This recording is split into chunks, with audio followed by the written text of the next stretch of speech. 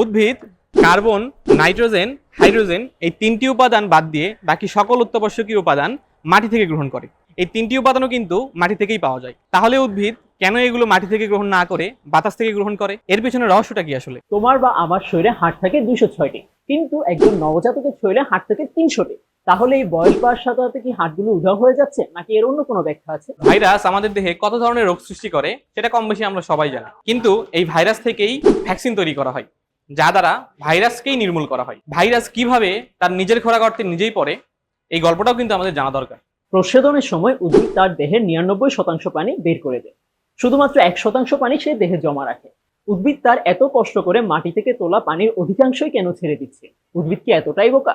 মানুষের জিনোমের মাত্র 2% জিন দেহের সকল বৈশিষ্ট্য নিয়ন্ত্রণ করে, আর বাকি 98% জিনের কি তাহলে কোনোই কাজ নেই? চাইলেই কি এগুলো দেহ থেকে কেটে ফেলা সম্ভব?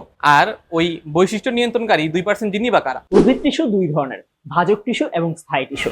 ভাজক টিস্যুর নাম শুনেই বোঝায় এরা হচ্ছে বিভাজনে সক্ষম। তাহলে স্থায়ী টিস্যু কি চিরস্থায়ী? এরা কি কখনোই বিভাজিত হয় না? জীবজগতের এমন আরো অনেক রহস্যময় গল্প নিয়ে আমি আসছি স্পৃহায়। দেখা হবে সাবার।